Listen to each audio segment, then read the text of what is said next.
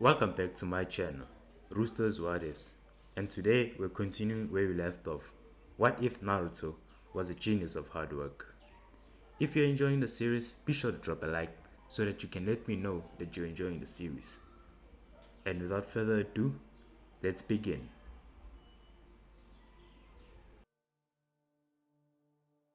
Hot dang! Naruto screamed mentally as he dodged yet another hail of thrown shuriken. Backflipping toward a nearby tree, the 11-year-old chunin was forced to Kawarimi with a nearby log to avoid death by impaling. Four kunai embedded themselves in the wood as Naruto made it to safety. Deftly regaining his feet after his impromptu substitution, Naruto phased into a soundless, smokeless Shanshin.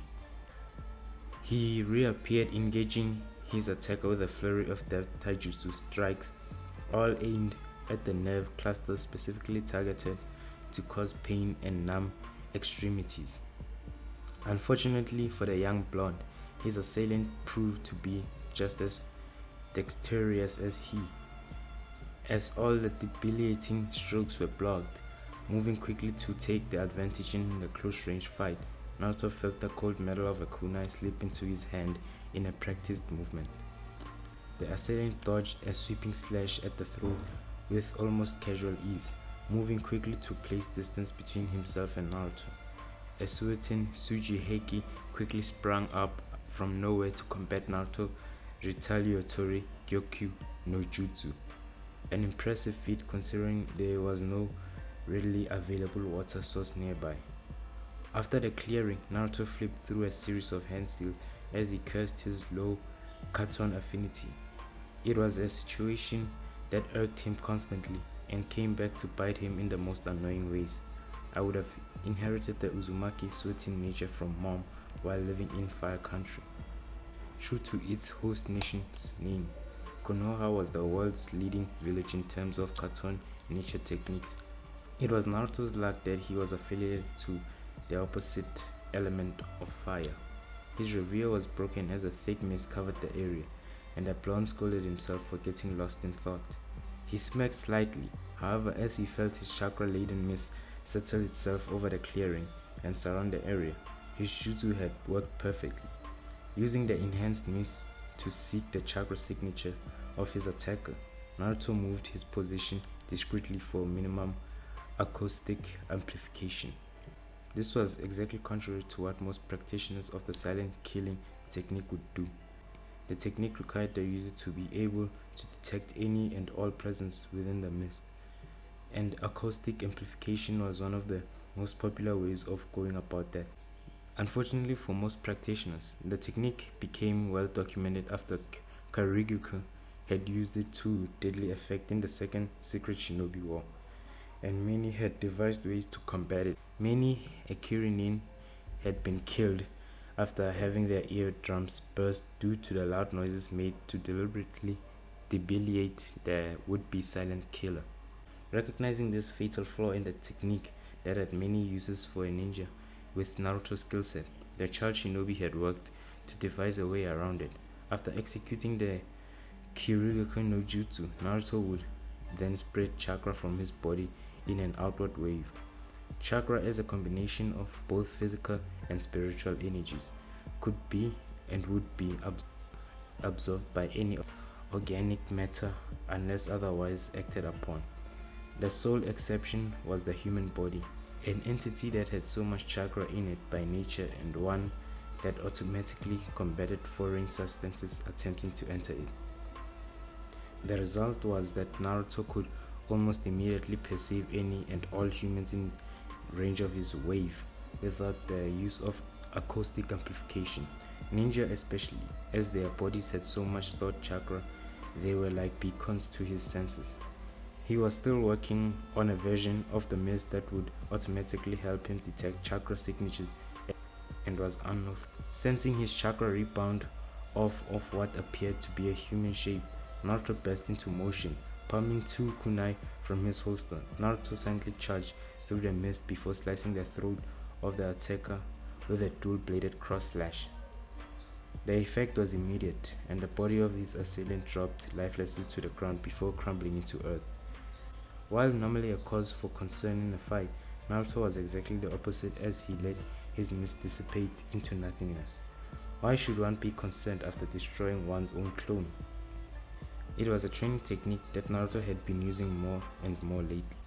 There was no better way to hone one's skills than by fighting an equal, and who was more than equal than a clone?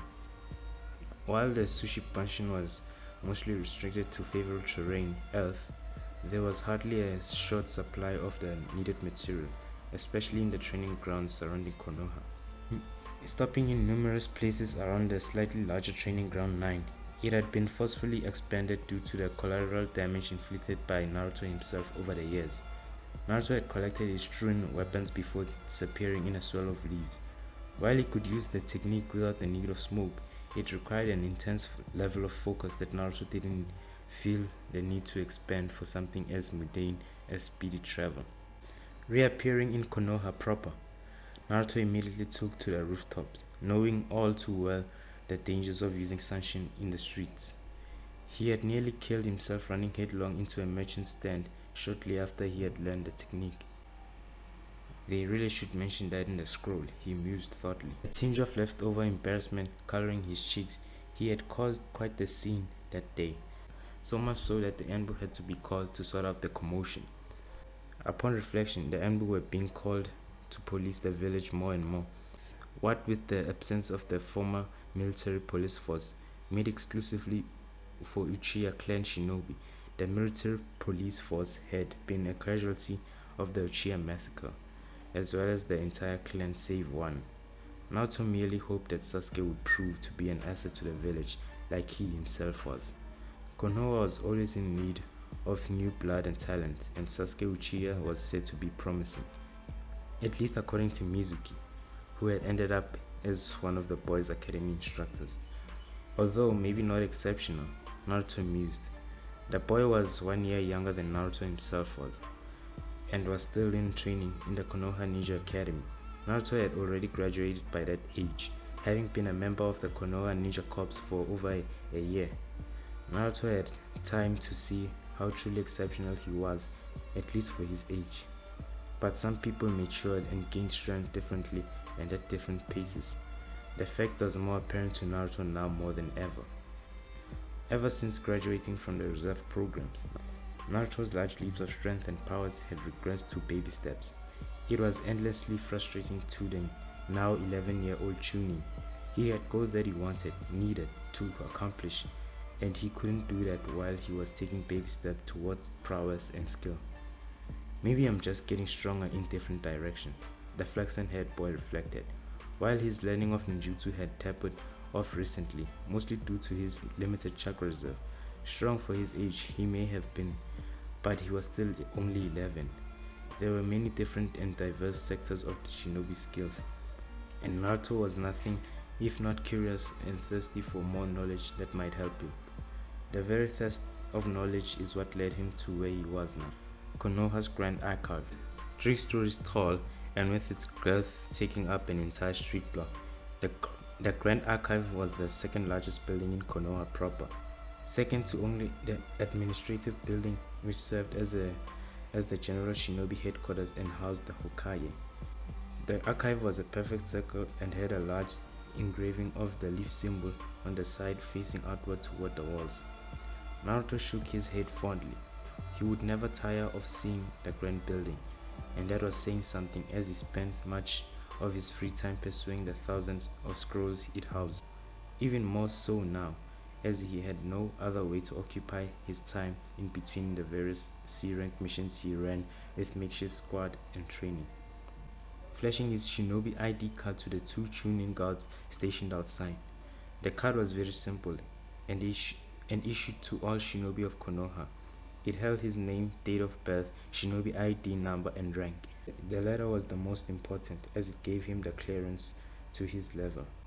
While the Grand Archive didn't hold any ninjutsu over the rank of B, one could find a whole host of subjects covered within the Great Dome, ranging from standard shinobi skill to the history on the very elemental nations. With his B rank chunin clearance, Naruto was allowed to pursue nearly the entirety of the library, save for the A rank sections. While nearly all of them sensitive information regarding some of Konoha's most covert operations, most all of them in the times of war, were held either in the administrative building or in the Enbu headquarters. The Grand Archive held a small amount of declassified records. These records were reserved for those with A-rank security clearance, the Jonins, and were mostly historical in nature. Naruto didn't care so much about the semi-sensitive information that the archive held. No, he thought as he swiftly made his way over to the section of the archive that held detailed scrolls on human anatomy. My interest lies within the shinobi skills, at least for now. The archive held everything he needed to know about being a shinobi, security clearance or no. For that was what the archive was, really. A grand library containing all of Konoha's amassed knowledge about the shinobi arts. Finding his needed section, Naruto pulled out a scroll detailing medium-range hand-to-hand competitive skills and information. In medium-range competitive, two opponents are already within touching distance. The arsenal of possible body weapons includes short punches and strikes with elbows, knees, and hands. Though bladed weapons are not excluded, headbutts are also effective. Do not forget them during medium-range combat. A shinobi uses his peripheral vision to evaluate the targets presented by the opponent and choose his target. The shinobi should be aggressive and concentrate his attacks on the opponent's vital points to end the fight as soon as possible. A shinobi must be cautious, however, and be mindful of his surroundings at all times. Moving down quickly now, Naruto skimmed the introduction as he had read it and moved to the section detailing the various kill points in the human body.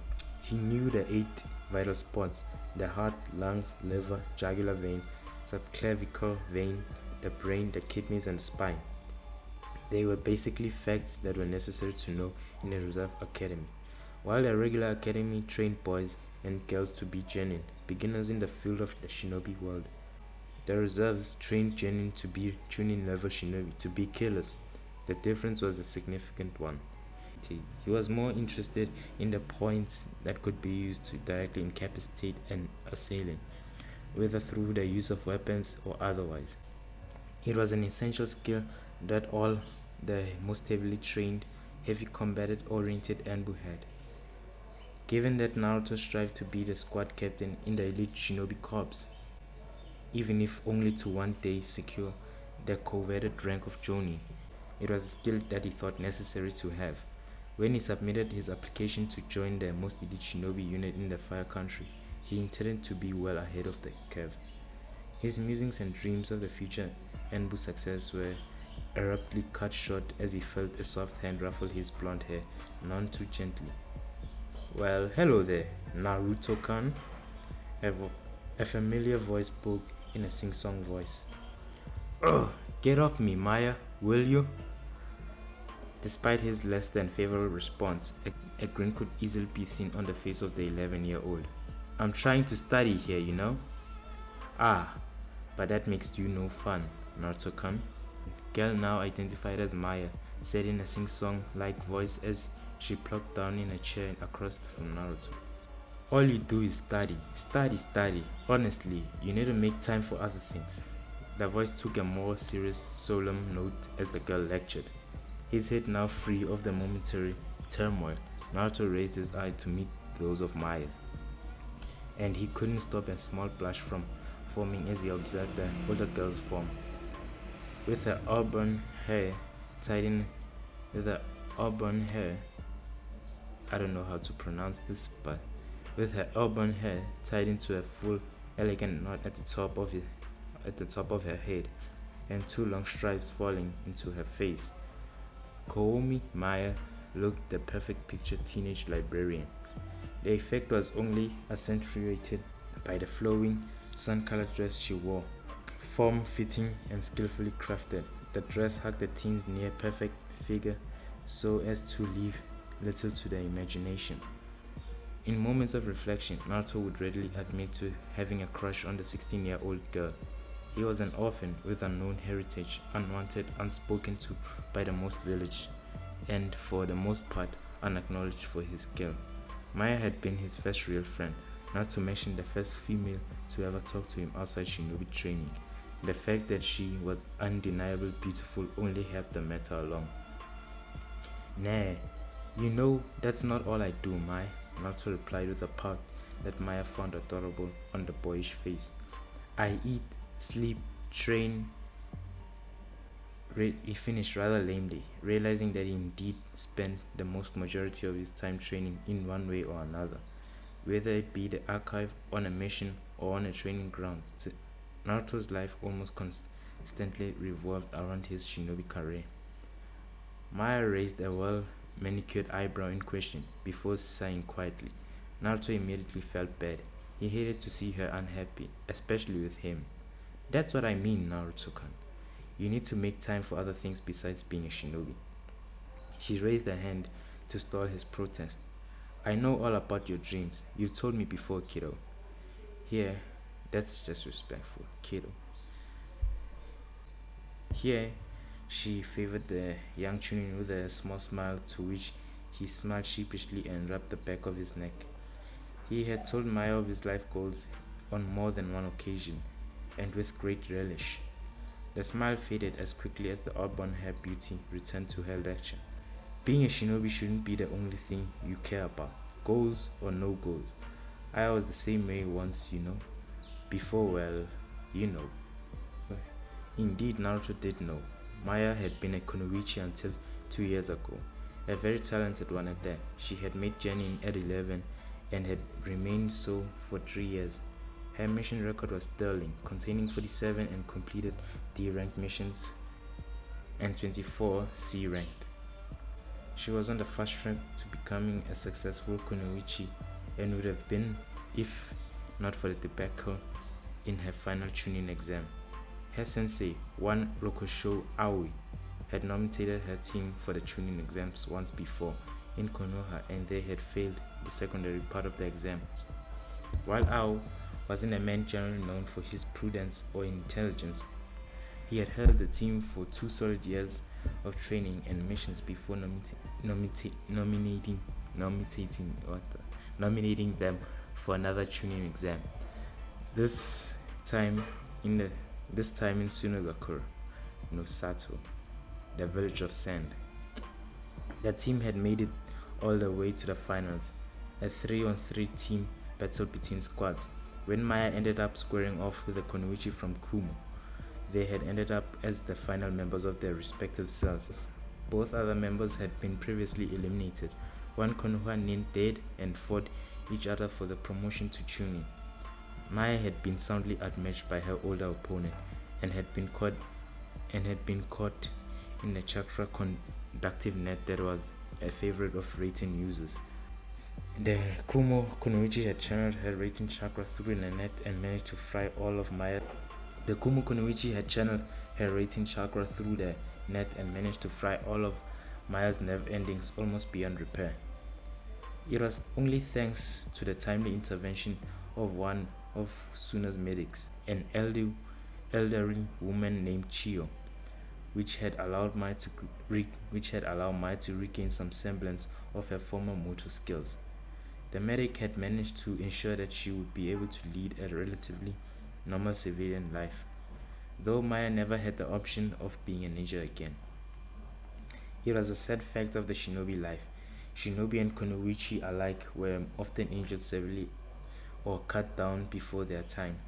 It was because of that Maya had often tried to get Naruto to think about life outside of being a ninja. She felt that at his age he should be more focused on having fun with his life rather than training to be a killer. One never knew when one might be killed after all. Naruto's eyes cast downwards and his face set in a grimace as he recalled Maya's past. He knew why she always encouraged him to study less, and her reasoning was sound. He was intimately familiar with the perils of the shinobi life, having his mother taken from him by the Kyuubi since almost before he could remember her, had instilled a piece of knowledge into him at a young age. It was always because of that fact that he knew he would never give up being a shinobi. Not until he was satisfied that he had made her proud or he was dead. Anyway, the unborn head girl continued with a bright smile that Naruto couldn't tell was fake or not. I think that's enough depressing thoughts for one day, don't you think, Naruto-kun? At his nod and bright smile, her own widening. So, what's new, kiddo? But Naruto couldn't keep a small blush from his face as he watched the older girl smile at him. She really is pretty. The blush deepened as he raised an eyebrow at him in question, and a slight smirk crossed her angular face. Naruto floundered, raking his brain for what she had just asked him. He had been paying too much attention to her face and not her words. Taking pity on him while chuckling at his reaction to her, she repeated herself. I asked, what's new, kiddo? Oh, right. Naruto chuckled nervously while rubbing the back of his neck in embarrassment. Maya had the singularly ability to make him flustered. It was vexing to the ninth degree for the 11-year-old.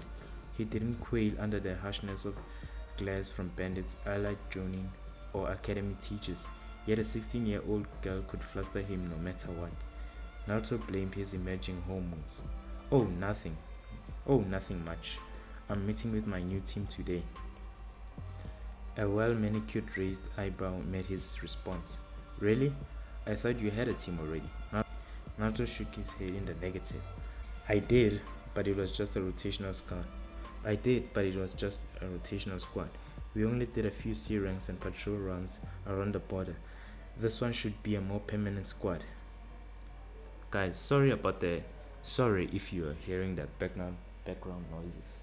Yeah, it's not a very quiet place here, so yeah. Sorry guys. The rotational squad system was a system designed to allow rookie chunins to get their feet wet and learn to adapt to chunin lifestyle. Most squads didn't stay together for more than a few months and only ran simple missions. This was a part of rookie chunin's probation period. At the end of a chunin's probation period, they would be shoved into an existing squad in order to take higher level missions. Maya nodded her head in acknowledgement. So what are you studying? Something to help you with your new team? Naruto shook his head again. Not quite, just a taijutsu manual. Maya looked surprised. Oh, I thought you were plenty good at taijutsu. Why aren't you looking up ninjutsu? I know that's all I did when I was your age. Naruto smiled at the compliment towards his skill, hidden though it was. There's no real need. I won't be able to use most of them yet. I just don't have enough chakra to throw around ninjutsu all the time. It was true. Though Naruto was gifted with a slew of natural talent, he wasn't gifted with an abnormally large chakra capacity. While it was large for his age, and that was only because of the amount of intense training he put himself through, at least in comparison to the other 11-year-olds.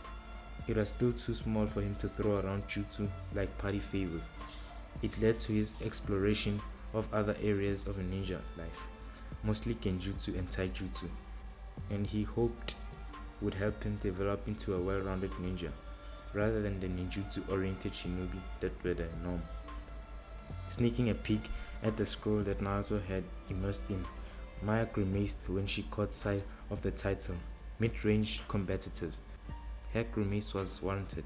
The scroll was basically a detailed list of the quickest ways to kill somebody hand to hand. Naruto's hand found its way to the back of his head yet again. Yeah, I figured that if I'm pretty deadly up close, it'll help me compensate for my lack of chakra and open up space for ninjutsu when I get a little bit older. The auburn-haired beauty considered the point. It made sense, as Naruto's points always did. Ramen being the greatest food in the world aside, the feelings of bemusement remained.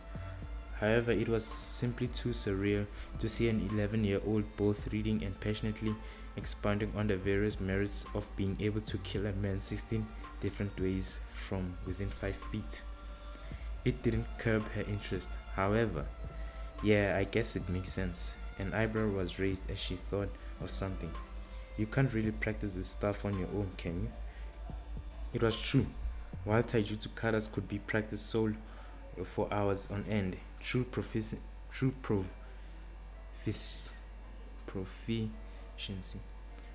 True proficiency couldn't be achieved unless those same katas were drilled through combat, be it sparring or actual life and death struggles. Naruto nodded. Yeah, but I've got a pretty good training partner.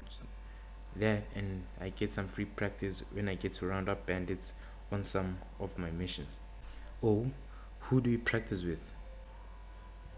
Aside from myself, I practice with a guy named Mizuki, Toji Mizuki. Naruto elaborated when the name had no effect on his friend. He's an instructor at the academy. Maya nodded in acceptance, though not in recognition of the name. Ah, that makes sense. You get to practice with an older, more experienced shinobi while he gets to keep his skills sharp. Naruto smiled. That about covered it. A mutual beneficial partnership, he proclaimed proudly. Maya blinked twice. Maya blinked twice before bursting into a fit of giggles. When it became abundantly clear that Naruto had no idea why, as evident by his perplexed look and growing blush, she spoke. It's just that me and Gendo had a conversation where the phrase came up. She burst into another round of giggles before finally managing to compose herself. It sounds like an official title for a gay relationship. At that proclamation, Naruto blush deepened. While young to be familiar with the concept of sexuality, Naruto was both observant and curious. It helped that he spent most of his time around people twice his age. Ah, Naruto searched for a way to restart the conversation, preferably around the different topics. You and Gendo talk about that stuff often? He winced at his failed attempt. And what stuff could you possibly mean, little man? A voice questioned from behind Maya, as a pair of lean arms wrapped around her neck and torso. Speak of the devil, and he shall appear. Gendo. Maya squealed in delight, turning to plant a kiss on her boyfriend's cheek. Naruto grimaced in disgust, whether because he found the action distasteful or because he found Kawasaki Gendo distasteful as a whole was unclear. Kawasaki Gendo was a civilian son of a well-to-do merchant, not overly wealthy but well off. Gendo spent his days in relative luxury, going to Konoha's top civilian academic school, learning to run his father's business, and spending time with his girlfriend Mai. Handsome, relatively wealthy, and Maya's boyfriend to boot. Naruto had plenty of valid reasons to hate the 16-year-old. He would have loved to as well, were it not for the fact that Gendo was a genuinely likable person, if not the sharpest kunai in the holster. Maya, the teen responded while turning his girlfriend's face to plant a firm kiss on her lips. Naruto looked away at that. Likeable or not, he took no pleasure in seeing the other boy kissing his crush. Lightly slapping her boyfriend on the shoulder, though not truly protesting his actions, Maya pulled away. Gendo, do you have to do that here? She chided lightly, gesturing to the library itself, but meaning the immediate area in front of Naruto. If Gendo caught her meaning, he didn't show it. Oh, you know you like it, Maya. And did you forget that we had a date planned? He paused, taking note of the time for dramatic effect. Right now? Maya gasped lightly. Oh, I completely forgot. I'm sorry. Turning to Naruto, she addressed the lightly irritated 11-year-old. I'm sorry, Naruto, but I've gotta run. I'll talk to you later. Naruto forced a smile, none too happy about having his company taken away. Sure thing, Mai. I'll see you later. Maya planted a quick kiss to his forehead, drawing a small blush that Naruto quickly worked to conceal. Bye, Naruto. See you around, kiddo, Gendo had added with a smile and a wave as he left with Mai in tow. Bye, Naruto said weakly, alone once more. Turning back to his scroll on taijutsu, he sighed before rolling it up and moving to place it back on its proper shelf. He had long since memorized it anyway. Today had merely been a touch-up. Glancing around the archive, the world seemingly all the dim without Maya's presence, he swiftly moved to the section devoted to genjutsu, pressing a pretty dark-haired woman in a dress that appeared to be half fabric, half ninja wrap. Naruto felt a small smile worm its way onto his face. Genjutsu was a subject that he could immerse himself in for hours to no end, and he had little doubt that his hours would be wasted. The light breeze tousled blonde hair gently as the sun beat down upon Naruto's back, breaking into the open space of the training ground 14. Blue eyes took in the empty space of the large clearing. Checking, he noted that he was exactly on time. Given the empty state of the large training ground, the blonde immediately knew something was amiss.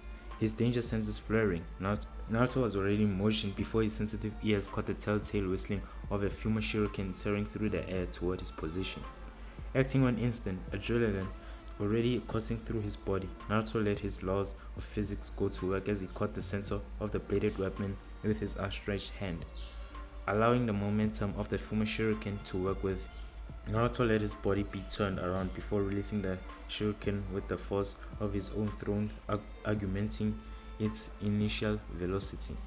Crouching low, Blue Eyes took in the form of his attacker, a surprised look on his face as the weapon raced back towards him. At first Kawerimi saved him. However,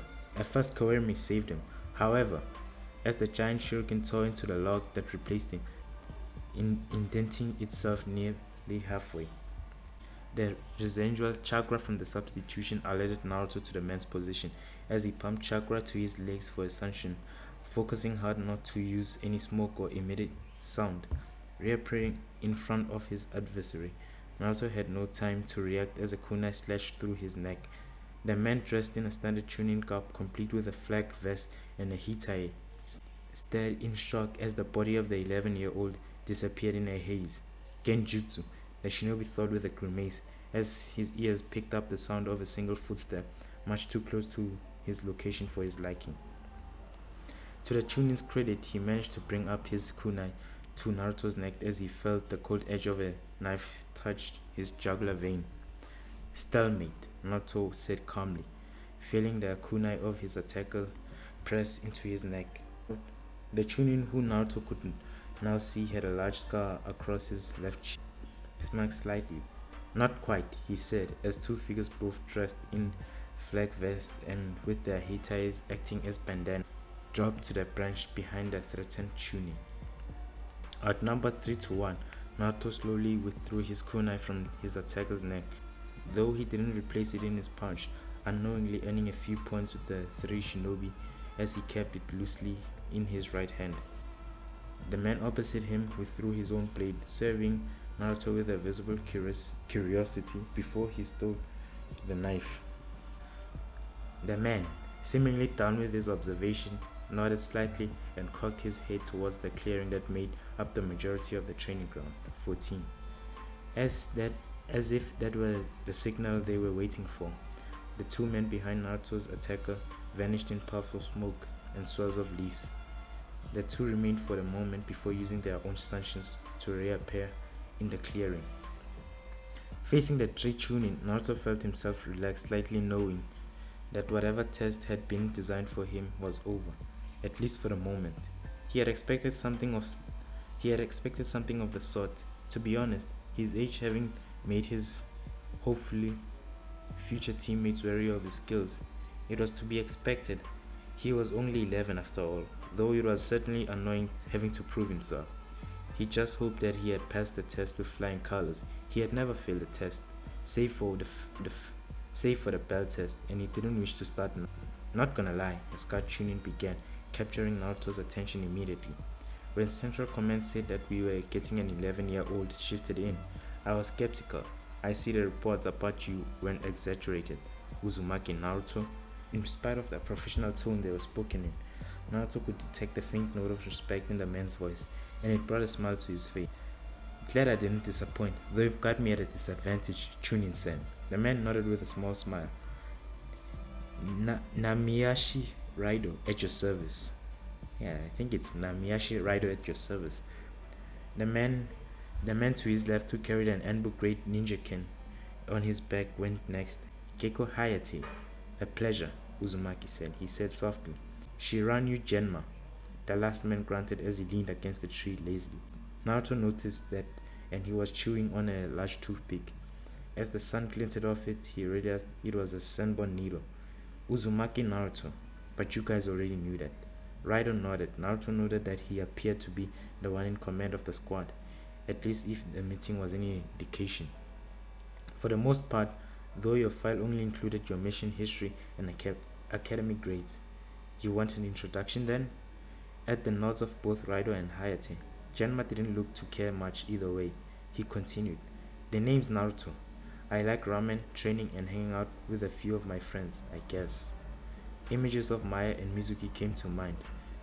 Though not too much I don't like. I hate lazy people and idiot deadlasts. My dream, my ambition, is to become Jonin, and I hope to have a small family one day. Now Hayate nodded with a smile, seemingly genuinely interested in what Naruto had to say, while Raido shot an amused glance at Genma when Naruto mentioned his dislike for lazy people. The Senbon chewing man was trying to fall asleep while leaning against the tree. "Well then," Raido began, clapping loudly, both to call attention to himself and wake up Genma. "Welcome to Team Raido. Before we start taking missions, we have to run through basic team training." At Naruto's obvious confusion, he elaborated. General formations, battle tactics, and strategy, stuff like that." Hayate grimaced slightly, showing his displeasure at the idea, while Genma's senbon nearly dropped from his mouth and he groaned, "I hate newbies." Naruto blushed slightly, more out of offense than any embarrassment. He was too fond of being the focus of someone's distaste, especially for such a small reason. With the chunin teams being shuffled every 6 months to a year, unless the team showed outstanding cohesiveness and talent, basic training was an unusual occurrence. It wasn't fun by any means, but Naruto felt that it shouldn't be counted as a chore, especially by an experienced shinobi like Genma. It showed a lack of professionalism. "Quiet, Genma," Raido snapped, seemingly sharing Naruto's sentiments. Turning back to the team's newest member, he continued, "Don't mind him, he's just lazy. I'm going to need to see what you can do so as to best place you in the squad and develop formation and maneuvers that suit you best." Naruto nodded, eager to prove himself. "Alright then, how do we do this?" "Well, the best way to go about it would be to place you in a combat situation to gauge how you react to certain things. I didn't get too much from our little tussle back there, other than the fact that you're actually competent, and I need to know that you can do best." The Chunin's eyes lit up as a devilish smack crossed his face. "Why don't you try your hand with Genma over there?" "Balls!" Genma only had time to widen his eyes as a blonde blur sped toward him. As he danced out of the way, Genma's retaliatory strike, the laughter of both Raido and Hayate in the background, the Chunin reflected that he would get along with Raido just fine. Maybe this team wouldn't be so bad. As Naruto would later reflect, the team was far from bad. Quite the opposite, in fact. Basic training, as it was known, lasted only a week and a half process. A process that was sped up considerably by Naruto, whose growing proficiency and determination made the tedious drills fly by quickly. Hayate and Raido were impressed. Genma merely seemed thankful. In the months following, Team Raido took various C-rank and B-rank missions, most without incident. Naruto also found, much to his pleasure, that the constant team training and sparring, not to mention the more dangerous missions, had kick-started him from his plateau. Having never been on an experienced team before, the second opinions of Hayate, Raido, and even Genma on occasion served to greatly increase his learning ability. It honestly surprised him. Training with 3 experienced chunin also served to develop his hand-to-hand skills at a rate faster than he had thought possible. Sparring with different opponents than he had been used to had forced him to develop faster reflexes in order to counter the unpredictability lest he get hit. While it wasn't life or death experience, Naruto would take what he could get, especially as he wasn't particularly willing to put his life on the line simply for better reflexes. He was ambitious, not suicidal. The determined blonde found that he was evenly matched with 2/3 of his team, though Raido remained both the strongest and most experienced of the lot. Apparently, it was Team Raido for a reason. He easily outclassed both Genma and Hayate in Genjutsu, while his close-range taijutsu was probably a little better than even Raido's, at least in terms of pure effectiveness. With his constant training and sparring, Naruto was nothing if not ruthlessly efficient when it came to dispatching his opponent's close range. In turn, the three older chunin completely eclipsed his ninjutsu abilities. Though Naruto was coming along quickly, Genma, a mid-range specialist, was highly proficient with earth rank jutsu and liked to use them to work his opponent into a corner where he could easily make the kill, preferably with his trademark Senbon. Raido, having the largest reserve of the four, was a ninjutsu expert and excelled with fire techniques and earth techniques both. Becoming proficient with two elements was a skill almost required to become a jonin, and spoke well of Raido as a shinobi. Naruto had the utmost respect for his commander, recognizing both the man's skills and his experience as a leader. Hayate was a close-range specialist with his kenjutsu and used a creative combination of ninjutsu and taijutsu to supplement his deadly skills with a blade. Naruto had taken an interest in kenjutsu, mostly because it was required to have some proficiency in Anbu, and he had been receiving some lessons from Hayate on the side. In return, Naruto was helping the man create a new technique that involved both kenjutsu and genjutsu. It looked both promising and deadly. With their differing skill sets and experience, Team Raido was a reliable chunin squad. Their competency was recognized and the four found themselves tasked with B-rank assassination missions. While not uncommon for chunin squads to receive such missions, this one was special.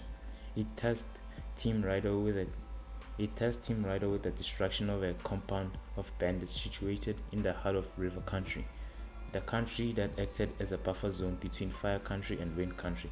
Killing bandits wasn't a difficult task, but the compound was apparently being run by a B-rank missing nin, a fairly well-known jonin named Kurosuke Hideki.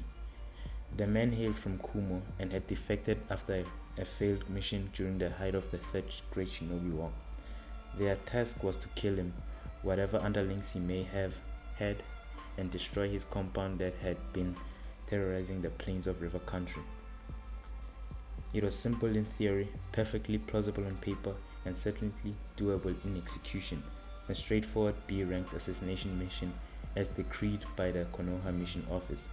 Unfortunately for Team Raido, the powers that never considered that someone else might have been after Kurosuke Hideki as well. Timeskip, there were 3 signs that something was wrong when the Konoha squad reached Kurosuke's compound. The first sign was that the wooden gates, similar but much smaller than the ones guarding Konoha, were torn completely off their hinges. The second sign was their bodies strewn throughout the small compound. It was a bloodbath. Kunai, Shuriken, and perforated the thousands of their bodies strewn haphazardly through the streets. Blood dripping from the still cooling corpses, the stench of death hung heavily in the air. Naruto had almost gagged, while the very air that Team Raido breathed was laden with the ambient chakra, an obvious sign of shinobi involvement. The third sign was the silence. Am I going to be the one that says it's quiet? Too quiet. Genma piped weakly, attempting to fight growing unease and nervousness with humor. Shut it, Genma! Raido hissed. He made the hand sign for immediate retreat. Some other force is obviously at work here. We need to return to Konoha immediately and inform the Anbu. They'll be able to handle this. I'm afraid it's a bit too late for that. At the sound of the voice, the Konoha squad spun abruptly, eyes taking in the forms of 3 shinobi, all wearing forehead protectors with the symbol of Aiwa. The body of Kurosuke Hideki was draped roughly over the tallest man's shoulders. A short man with a tuft of red hair and carrying a zanbatsu as large as he was tall stepped forward. His eyes glittered malevolently as he raised his cleaver. Well now, I've not killed any Konoha trash in over a decade. What do you say, gents? Time to have some fun. And that's the end. By the way, Aiwa means earth. Kiri means water. Mistia. Nah, Kiri means Mistia. Well, this is the end. What do you think will happen? Will Naruto and the others survive the battle that's up ahead? Will they be massacred just like the people before them? Or will they run, clinging onto their lives? Well, that's if the enemy will let them. Find out next time on Rooster's What Ifs.